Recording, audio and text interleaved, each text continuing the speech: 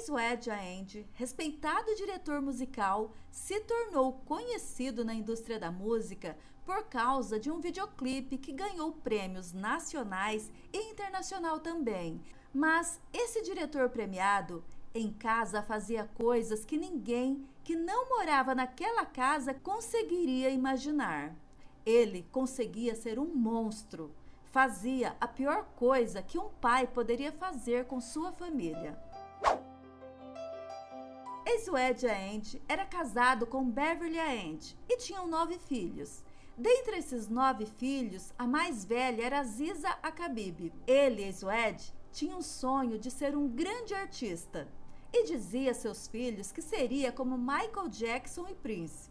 Fora de casa, ele aparentava ser muito gentil e cuidador também.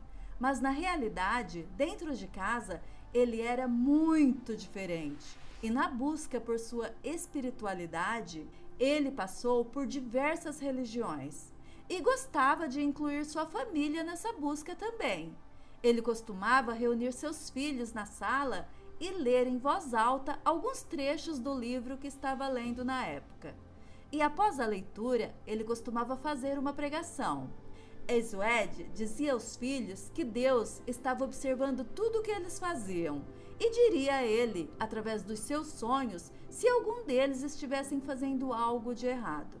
Pois, segundo ele tinha uma relação especial com Deus. Ele também afirmava ser o próprio Jesus reencarnado.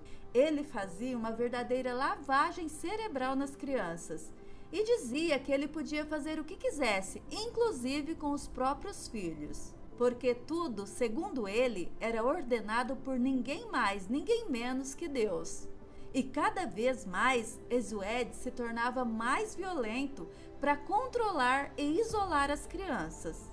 As regras em família eram bem rígidas. As crianças não podiam assistir TV todos os dias, elas não iam à escola, pois elas eram educadas em casa pelo pai. Ex-Wedge dizia a Aziza que, como ela era a filha mais velha, ela tinha mais responsabilidade que seus irmãos dentro de casa. Então, caso os outros fizessem algo de errado, ela seria punida. Certa vez, quando a Aziza estava na cama, ela começou a ouvir a voz de sua avó e de sua mãe gritando com seu pai. Logo, ela viu luzes que pareciam sirene de polícia. Aziza decidiu então olhar pela janela e escutou algo que a deixou chocada. Aparentemente, seu pai havia dormido com uma das amigas de sua mãe. A mãe de Aziza então decidiu confrontá-lo e foi quando ele a agrediu. E devido a isso, a avó de Aziza chamou a polícia. Mas Ex-Wedge era um produtor musical influente e diversas vezes, mesmo com ele agredindo a esposa e a polícia em sua porta, ele conseguia se livrar e sair impune. E com o tempo, Aziza começou a perceber que sua família era diferente das outras e que os desejos secretos de seu pai eram muito mais perigosos do que ela imaginava. Depois que a avó de Aziza chamou a polícia pela primeira vez para o produtor musical, ele começou a ficar bem mais rigoroso. Aziza sentiu que seu pai estava agindo de maneira estranha com ela. Ela contou que a primeira vez que seu pai investiu contra ela, ele disse que isso era uma coisa que todos os pais faziam com suas filhas e que já estava na hora dela virar uma mulher.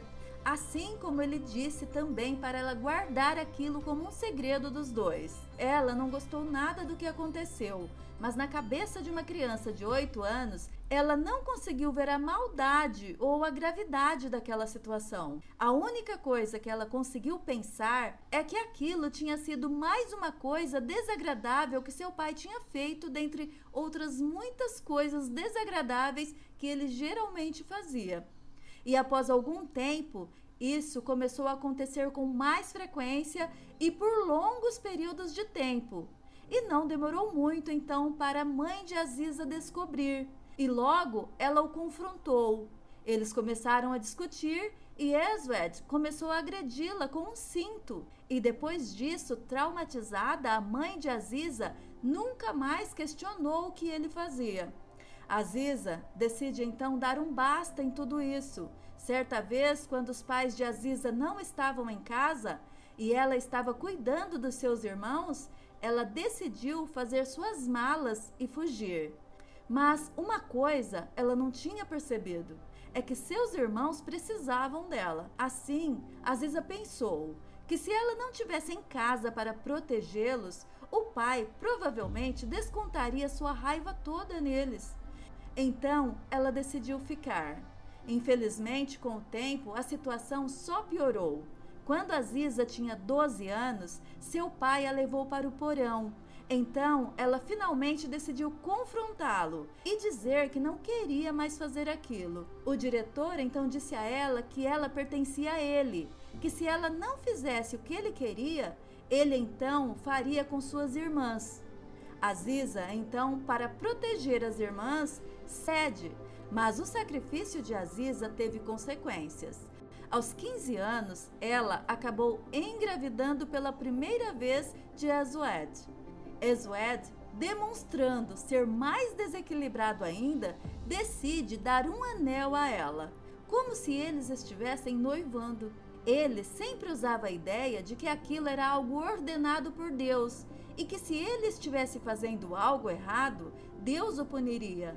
E como Deus não o estava punindo, ele achava que o que ele estava fazendo era o certo. E quando Aziza deu à luz, ela foi forçada a fazer isso em casa. Mas então Aziza começou a perceber que aquela filha que tinha acabado de nascer também poderia ser mais uma vítima de seu pai. E a partir daí, a única coisa que ela conseguia pensar é que ela precisava proteger aquela criança para que nada acontecesse com ela. Mas com todos os esforços que Aziza fazia, não vinha surtindo efeito em relação a proteger suas irmãs.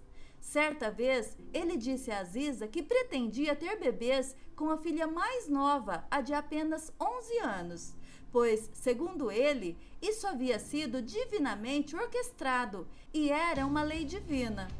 Todas aquelas palavras tirou o chão de Aziza, que com o passar do tempo foi se sentindo cada vez mais fraca, chegando inclusive a cogitar a possibilidade do pai ser realmente um protegido de Deus, porque tudo que ela tentava fazer para fugir das investidas dele dava errado, e ele, em contrapartida, nunca era pego por ninguém, mesmo os anos se passando.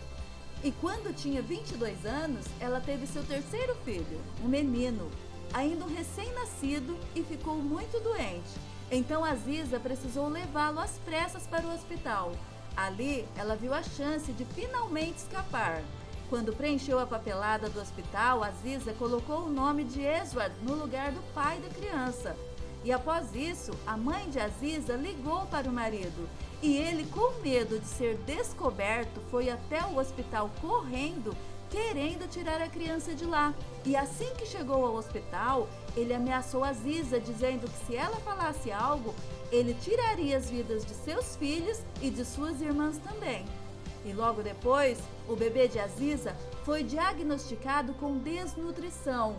E quando a assistente social chegou até o hospital, ela logo disse que aquela criança estava em perigo. E como é de praxe aqui nos Estados Unidos, seria necessário retirar todas as crianças que viviam naquela casa para a segurança delas. O serviço social disse que iria tirar a custódia dos filhos de Aziza e acusá-la de abuso infantil e negligência. E realmente tiraram as crianças dela. Mas para Aziza, mesmo chateada e triste por toda aquela situação de ter que ficar longe dos filhos, foi na verdade um grande alívio para ela, pois finalmente ela tinha conseguido tirar seus filhos das garras do monstro que era seu pai. E após as crianças terem sido retiradas da casa, as torturas aumentaram e continuaram diariamente. E Aziza engravidou novamente, no total de 5 gestações. Mas em uma delas, Aziza acabou perdendo o bebê. E certa vez, quando seu pai estava tentando levar uma de suas irmãs para o quarto, Aziza decidiu que aquilo nunca mais iria ocorrer. Então ela começou a confrontá-lo, xingá-lo e decidiu dar um basta naquilo tudo. Ela não pensou nas consequências e foi então que, ao invés dele tentar agredi-la, ele apenas se sentou no sofá para surpresa de Aziza. E após isso, ela foi para o quarto da irmã, onde as duas dormiram. No dia seguinte, ao acordarem, elas perceberam que Eswed havia sumido. Foi então que Aziza percebeu que seu pai não tinha mais controle sobre ela. E duas irmãs de Aziza decidiram denunciá-lo ao departamento de polícia de Person. E a polícia se deslocou imediatamente para casa, trocou as trancas das portas e tornou Eswed um foragido oficial da lei. E 9 meses depois, ele foi encontrado em um aeroporto, embarcando, acredite ou não, para o Brasil. Eswed foi preso em 2005 e condenado a 90 anos de prisão. E o serviço social ainda ajudou Aziza a reaver a guarda de seus filhos 10 dias antes deles irem para a adoção.